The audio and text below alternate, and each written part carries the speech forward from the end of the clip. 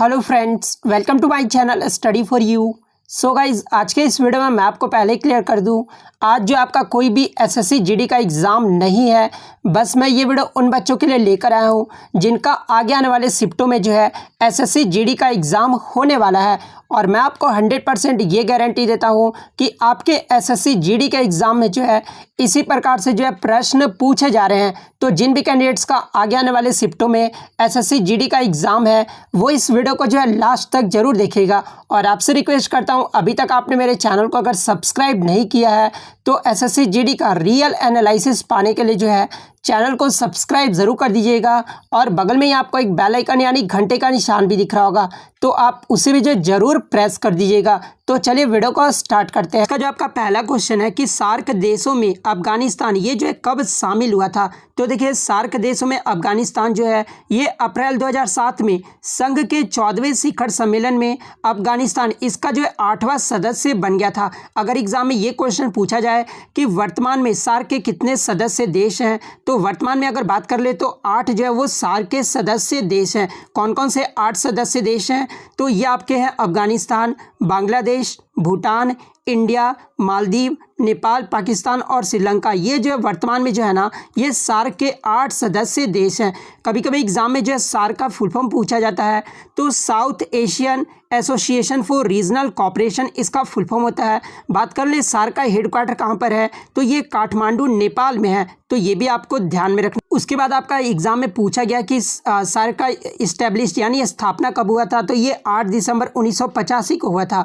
तो ये भी आपको ध्यान में रखना है। इसके अलावा अन्य फैक्ट्स के बारे में बता दूं कि ब्रिक्स में दक्षिण अफ्रीका 2010 में जो है शामिल कब हुआ था। देखिए, पहले जो था ये ब्रिक था, ठीक है। उसके बाद 2010 में जो है ये ब्रिक्स बन गया था, क्योंकि इसमें जो है साउथ अफ्रीका जो है वो शामिल हो गया था। तो 2010 आपका यहाँ पे करेक्ट हो जाएगा।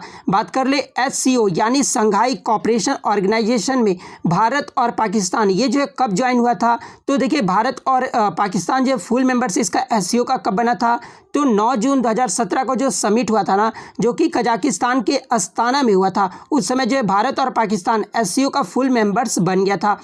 नेक्स्ट आपका यहाँ पर है कि बजट 2020 में शिक्षा क्षेत्र हेतु कितना बजट जो है वो आवंटित किया गया है। तो देखिए, बजट 2020 में शिक्षा के क्षेत्र में जो बजट आवंटित हुआ था ना, ये आपका 99,311.52 करोड़ जो है आवंटित किया गया था। मैं आपको बता दूं कि पिछले साल की तुलना में सरकार ने इस साल जो है शिक्षा बजट यानी एजुकेशन बजट 2020-21 में 4500 करोड़ रुपए की जो है वृद्धि की है। पिछले साल जो सरकार ने शिक्षा बजट पेश किया था उसमें जो है 94,800 करोड़ रुपए जो है वो आवंटित किए गए थे। और अब शिक्षा पर देश की जीडीपी जो है वो 6% हिस्सा जो है वो खर्च किया जाएगा। तो ये फैक्ट भी आपको ध्यान में रखना है। नेक्स्ट आपका यहाँ पर है कि नमामि गंगे योजना इसकी शुरुआत कब हुई थी। तो देखिए, नमामि गंगे योजना की जो शुरुआत है ना, ये जो है केंद्र सरकार की योजना है जिसे वर्ष 2014 में शुरू किया गया था। तो 2014 आपका यहाँ पे करेक्ट आंसर हो जाएगा। बात कर ले नमामि गंगे योजना का उद्देश्य क्या है, तो गंगा नदी के प्रदूषण को कम करने तथा गंगा नदी को जो है पुनर्जीवित करने के लिए जो है इसका नमामि गंगे योजना की शुरुआत की गई थी। और कब, तो 2014 में किया गया था। तो इसका उद्देश्य भी आपको ध्यान में रखना है। ये जो किसके मंत्रालय के अंतर्गत आता है, तो ये आपका केंद्रीय जल संसाधन, नदी विकास और गंगा कायाकल्प मंत्रालय के अंतर्गत आता है। तो ये भी आपको ध्यान में रखना है। उसके बाद करंट अफेयर से यहाँ से ये प्रश्न बन सकता है कि हाल ही में जो है विश्व बैंक द्वारा 300 करोड़ रुपए की जो है नमामि गंगे परियोजना को 45 अरब रुपए को जो है ऋण को मंजूरी दी गई है। तो ये फैक्ट भी आपको ध्यान में रखना है। नेक्स्ट आपका यहाँ पर है कि राजीव गांधी के समय भारत के उपराष्ट्रपति कौन थे। तो देखिए, मैं आपको बता दूं ये क्वेश्चन लेने का मेरा मतलब ये है ना, मोटिव ये है कि आपके जो एग्जाम में है ना वो थोड़ा सा कुछ क्वेश्चन जो है वो घुमा कर पूछ दिया जा रहा है, इसलिए ये जो है मुझे इस क्वेश्चन लेने का मोटिव रखा गया है। तो राजीव गांधी के समय जो भारत के उपराष्ट्रपति थे ना, ये रामास्वामी वेंकटरमन थे। तो रामास्वामी वेंकटरमन आपका यहाँ पे करेक्ट हो जाएगा। और ये जो है भारत के 7वें उपराष्ट्रपति बनाए गए थे। और इनका कार्यकाल कब से कब तक रहा था, तो 31 अगस्त 1984 से लेकर जो है 1987 तक रहा था। तो ये भी आपको ध्यान में रखना है। और ये जो राजीव गांधी थे ना, ये भारत के 6ठे प्राइम मिनिस्टर थे। तो ये भी आपको ध्यान में रखना है। इनका कार्यकाल कब से कब तक रहा था, तो 84 से लेकर जो है 1989 तक रहा था। तो ये भी आपको ध्यान में रखना है। और राजीव गांधी के समय जो भारत के राष्ट्रपति थे ना, ये जैल सिंह थे। तो ये भी आपको ध्यान में रखना है। नेक्स्ट आपका यहाँ पर है कि कौन सा शहर गंगा नदी के किनारे नहीं बसा हुआ है। तो देखिए ये जो आपका पटना, प्रयागराज, उसके बाद कानपुर, ये सब जो शहर है ना ये गंगा नदी के किनारे हैं। जबकि ये जो लखनऊ है ये कहाँ पर बसा हुआ है, तो ये गोमती नदी के किनारे बसा हुआ है। तो ये भी आपको ध्यान में रखना है। तो लखनऊ आपका यहाँ पे करेक्ट हो जाएगा। बात कर ले अन्य सिटीज़ या फिर टाउन जो गंगा नदी के किनारे बसे हुए हैं, तो जैसे कि आपके हरिद्वार, कानपुर, इलाहाबाद जिसका नया नाम जो है प्रयागराज है, वाराणसी, पटना, भागलपुर, ये सब जो सिटी है ना ये गंगा नदी के किनारे बसे हुए हैं। नेक्स्ट आपका यहाँ पर है कि सतीश शिवालिंगम, ये जो है किस स्पोर्ट्स से संबंधित है। तो देखिए सतीश शिवालिंगम जो है ना ये आपके इंडियन वेट लिफ्टर से संबंधित है। तो वेट लिफ्टर आपका यहाँ पे करेक्ट हो जाएगा। इसके अलावा जो है सतीश कुमार के बारे में पूछा जाता है। तो देखिए ये जो सतीश कुमार है ना ये आपके किस खेल से संबंधित है, तो ये बॉक्सिंग खेल से संबंधित है। और मैं आपको बता दूं कि ये पहले इंडियन बॉक्सर हैं जो ओलंपिक के लिए सुपर हैवी वेट कैटेगरी में जो क्वालिफाई किए थे, इसलिए मैं ये क्वेश्चन आपके लिए लेकर आया हूँ। नेक्स्ट आपका यहाँ पर है कि मैथरन हिल स्टेशन, ये जो कहाँ पर है। तो देखिए ये जो मैथरन हिल स्टेशन है ना ये महाराष्ट्र के रायगढ़ डिस्ट्रिक्ट यानी रायगढ़ जिले में है। तो महाराष्ट्र आपका यहाँ पे करेक्ट हो जाएगा। अगर जिला पूछा जाए तो रायगढ़ आपका करेक्ट हो जाएगा। नेक्स्ट आपका यहाँ पर है कि अस्पृश्यता का अंत, ये जो है किस आर्टिकल में बताया गया है। तो देखिए अस्पृश्यता यानी छुआछूत का जो अंत है ना ये आपका आर्टिकल 17 में बताया गया है। तो आर्टिकल 17 आपका यहाँ पे करेक्ट हो जाएगा।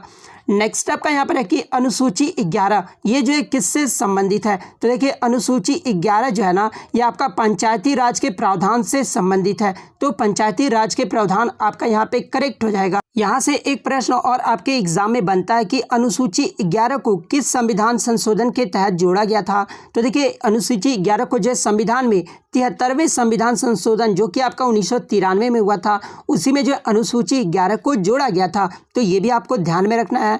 अनुसूची 12 के बाद में बात कर ले तो ये नगर निगम के प्रावधान से संबंधित है। उसके बाद 10वीं अनुसूची के बारे में बात कर ले तो इसे जो है संविधान के 52वें संविधान संशोधन जो कि 1985 में इसे जोड़ा गया था। तो ये भी आपको ध्यान में रखना है। और 10वीं अनुसूची में जो है दल बदल से संबंधित प्रावधानों का उल्लेख किया गया है। तो ये भी आपको ध्यान में रखना है। नेक्स्ट आपका यहाँ पर है कि अमोनियम डाइक्रोमेट का रासायनिक सूत्र क्या होता है। तो देखिए अमोनियम डाइक्रोमेट का जो रासायनिक सूत्र होता है ना ये आपका NH4 होल ट्वाइस Cr2O7 होता है। तो ये फुल फॉर्म आपका रासायनिक सूत्र जो है करेक्ट हो जाएगा। नेक्स्ट आपका यहाँ पर है कि ग्रैंड स्लैम विंबलडन, ये जो है कहाँ पर आयोजित किया जाता है। तो देखिए ये जो ग्रैंड स्लैम विंबलडन है ना ये आपका इंग्लैंड में आयोजित किया जाता है। तो इंग्लैंड आपका यहाँ पे करेक्ट आंसर हो जाएगा। बात कर ले सभी ग्रैंड स्लैम कहाँ पर होते हैं, ये भी एग्जाम में पूछा जाता है। ऑस्ट्रेलियन ओपन की शुरुआत कब हुई थी, तो ये 1905 में हुआ था और ये कहाँ पर होता है, तो मेलबर्न ऑस्ट्रेलिया में होता है। फ्रेंच ओपन की बात कर ले तो इसकी शुरुआत 1891 में हुआ था और ये जो है कहाँ पर होता है, तो पेरिस फ्रांस में होता है। वहीं अगर बात कर ले विंबलडन, ये जो इसकी शुरुआत कब हुई थी, तो 1877 में हुआ था और ये जो आपका कहाँ पर होता है, तो ये लंदन में होता है। ठीक है। US ओपन की अगर बात कर ले तो इसकी शुरुआत 1881 में हुआ था और ये जो है कहाँ पर होता है, तो ये आपका न्यू यॉर्क सिटी में होता है। तो ये भी आपको ध्यान में रखना है। इसके अलावा यहाँ पर ये भी क्वेश्चन पूछा जाता है कि ये सब जो गेम है ना ये आपके कौन से कोर्ट पर खेले जाते हैं, जैसे कि ऑस्ट्रेलियन ओपन या जो आपका हार्ड कोर्ट पे खेला जाता है। उसके बाद फ्रेंच ओपन ये जो आपका क्ले कोर्ट्स पर खेला जाता है। विंबलडन ये जो आपका ग्रास कोर्ट्स पर जो है खेला जाता है। US ओपन की बात कर ले तो ये भी जो आपका हार्ड कोर्ट्स पर खेला जाता है। तो ये भी आपको ध्यान में रखना है। और यहाँ से एक प्रश्न और बनता है एग्जाम में कि 2021 में पुरुष एकल में जो है फ्रेंच, ऑस्ट्रेलियन और विंबलडन तीनों में जो विजेता रहे हैं ना ये नोवाक जोकोविच रहे हैं जो कि सर्बिया के खिलाड़ी हैं। तो ये भी आपको ध्यान में रखना है। नेक्स्ट आपका यहाँ पर है कि राजस्थान एटॉमिक पावर स्टेशन ये जो है किस देश की सहायता से स्थापित किया गया था। तो देखिए ये जो राजस्थान एटॉमिक पावर स्टेशन है ना ये आपका कनाडा देश की सहायता से स्थापित किया गया था। तो कनाडा आपका यहाँ पे करेक्ट हो जाएगा। बात कर ले ये एटॉमिक पावर स्टेशन ये जो है कहाँ पर स्थित है, तो राजस्थान राज्य के रावत भाटा में स्थित है। तो ये भी आपको ध्यान में रखना है। और ये जो एटॉमिक पावर स्टेशन है ये किसके द्वारा संचालित किया जाता है, तो ये आपका nuclear power corporation of India limited के द्वारा संचालित किया जाता है। वहीं अगर बात कर ले इसका निर्माण कब से शुरू हुआ था, तो 1963 से शुरू हुआ था और कार्यरत कब हुआ था, तो ये 16 दिसंबर 1973 को हुआ था। नेक्स्ट आपका यहाँ पर है कि बांग्लादेश ये जो है कब स्वतंत्र हुआ था। तो देखिए बांग्लादेश जो है ये आपका 26 मार्च 1971 में जो है स्वतंत्र हो गया था। तो 26 मार्च 1971 आपका करेक्ट हो जाएगा। इसके अलावा ये भी एग्जाम में पूछा जाता है कि विजय दिवस ये जो है कब मनाया जाता है। तो ये आपका 16 दिसंबर को 1971 को युद्ध में पाकिस्तान पर भारत की जीत के कारण जो है ये विजय दिवस मनाया जाता है। तो कब मनाया जाता है? तो 16 दिसंबर को मनाया जाता है। नेक्स्ट आपका यहाँ पर है कि प्रधानमंत्री शहरी आवास योजना इसकी शुरुआत कब हुई थी। तो देखिए प्रधानमंत्री शहरी आवास योजना की जो शुरुआत है ना ये प्रधानमंत्री नरेंद्र मोदी के द्वारा 25 जून 2015 में इसकी शुरुआत की गई थी। तो 25 जून 2015 आपका यहाँ पे करेक्ट आंसर हो जाएगा। उसके बाद एग्जाम में ये भी क्वेश्चन पूछा जाता है कि किसका नाम बदलकर जो है प्रधानमंत्री आवास योजना कर दिया गया था। तो इंडिया आवास योजना जो कि 1985 में इसका नाम बदलकर जो है प्रधानमंत्री आवास योजना कर दिया गया है। इसका उद्देश्य एग्जाम में पूछा जाता है। तो देखिए प्रधानमंत्री आवास योजना का जो 2022 तक शहरी क्षेत्रों में सभी को जो है आवास प्रदान करने का लक्ष्य रखा गया है। तो ये भी आपको ध्यान में रखना है। नेक्स्ट आपका यहाँ पर है कि कौन सी ग्रीन हाउस गैसों को क्योटो प्रोटोकॉल में शामिल नहीं किया गया है। तो देखिए मैं आपको बता दूं कि क्योटो प्रोटोकॉल में ग्रीन हाउस गैस उत्सर्जन की 6 श्रेणियां जो है वो शामिल है। और 6 श्रेणियां कौन कौन सी है? तो एक तो आपका कार्बन डाइऑक्साइड हो गया, मीथेन हो गया, नाइट्रस ऑक्साइड हो गया, हाइड्रोफ्लोरोकार्बन्स हो गया, उसके बाद परफ्लोरोकार्बन्स हो गया, उसके बाद छठा जो श्रेणी है ना वो सल्फर हेक्साफ्लोराइड हो गया। तो ये सब जो 6 आपके हैं ना वो उत्सर्जन में 6 श्रेणियां शामिल हैं। उसके बाद बात कर ले क्योटो प्रोटोकॉल होता क्या है। तो ये आपका ग्रीन हाउस गैस उत्सर्जन से संबंधित है जो कि ग्लोबल वार्मिंग को कम करने के लिए अंतर्राष्ट्रीय संधि पर जो है हस्ताक्षर किया गया था। और ये जो क्योटो प्रोटोकॉल को जो है क्योटो जापान में 11 दिसंबर 1997 को अपनाया गया था और 16 फरवरी 2005 को इसे लागू किया गया था। तो ये फैक्ट भी आपको ध्यान में रखना है। नेक्स्ट आपका यहाँ पर है कि एल्केन यौगिक के सूत्र सही सुमेलित कीजिए। तो देखिए एल्केन का जो सूत्र होता है ना वो आपका क्या होता है? तो CnH2n+2 होता है। ठीक है, तो ये जो आपका होता है ना वो एल्केन यौगिक का सूत्र होता है। आप यहाँ पे देख सकते हैं। वही अगर मैं बात कर लूँ एल्कीन का जो आपका क्या होता है, अगर आपका एल्काइन अगर रहना तो एल्काइन में आपका क्या हो जाता है? तो CnH2n-2 होता है। यहाँ पे -2 हो जाएगा अल्काइन के क्षेत्र में।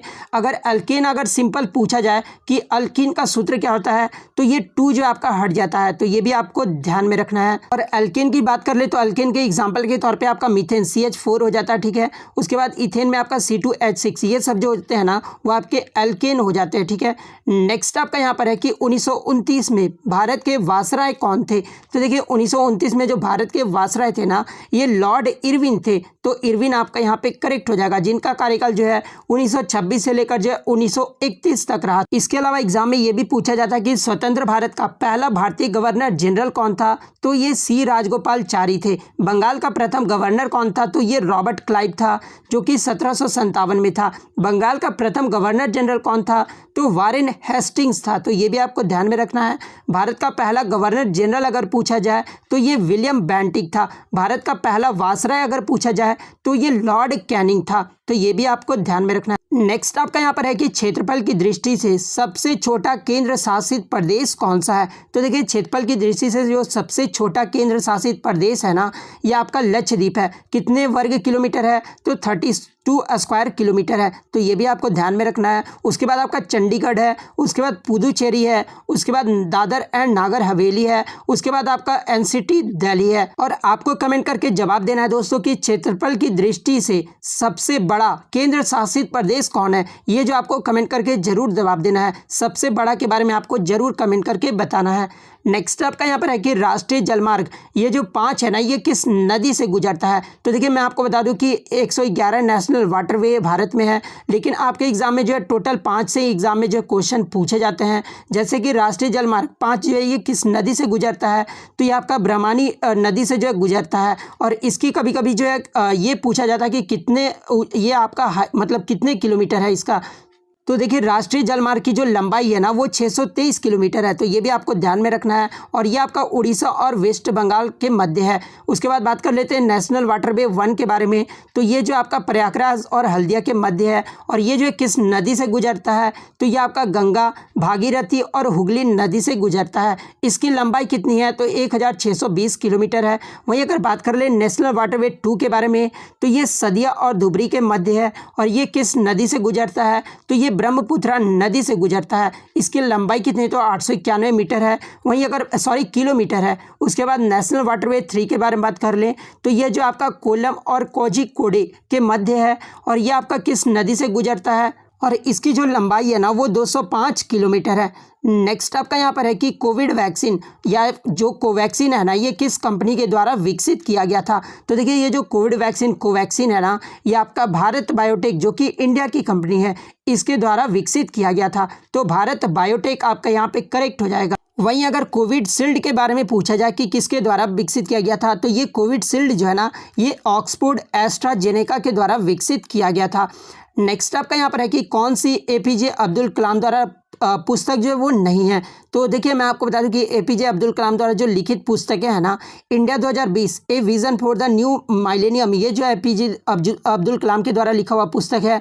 इसके अलावा जो विंग्स ऑफ फायर है ना, जो कि एपीजे अब्दुल कलाम की ऑटोबायोग्राफी है, ये भी एग्जाम में क्वेश्चन लगातार पूछा जाता है, तो ये भी आपको ध्यान में रखना है। उसके बाद ये सब जो है एपीजे अब्दुल कलाम की पुस्तकें आप देख लीजिए यहाँ पर। जैसे कि यहाँ पे दे देता है कि इग्नाइटेड माइंड्स, ये जो किसके इसके पुस्तक के लेखक कौन है, तो एपीजे अब्दुल कलाम आपका करेक्ट आंसर हो जाएगा। नेक्स्ट आपका यहाँ पर है कि भाखड़ा नांगल परियोजना, ये जो है कौन सी नदी पर है। तो देखिए ये जो भाखड़ नांगल परियोजना है ना, ये आपका सतलज नदी पर है। तो सतलज नदी आपका यहाँ पे करेक्ट हो जाएगा। और आज का जो आपका लास्ट क्वेश्चन है, जो कि आपको कमेंट बॉक्स में जवाब देना है कि दांडी यात्रा से संबंधित गलत कथन कौन सा है। आपके ऑप्शन में महात्मा गांधी जी के नेतृत्व में जो है ये दांडी यात्रा हुआ था। ऑप्शन 2 में है 24 दिन की पैदल यात्रा जो है इसमें चली। ऑप्शन सी में 25 मील जो है प्रतिदिन कवर किया गया था। ऑप्शन डी में इसमें 78 सदस्य शामिल थे। तो इसको जो आपको कमेंट करके जरूर जवाब देना है। तो वीडियो देखने के लिए धन्यवाद। अगर वीडियो अच्छी लगी हो तो वीडियो को जो है लाइक ज़रूर कर दीजिएगा। चैनल पर नया है तो चैनल को सब्सक्राइब जरूर कर दीजिएगा। तो मिलते हैं नेक्स्ट वीडियो में, तब तक थैंक यू ऑल।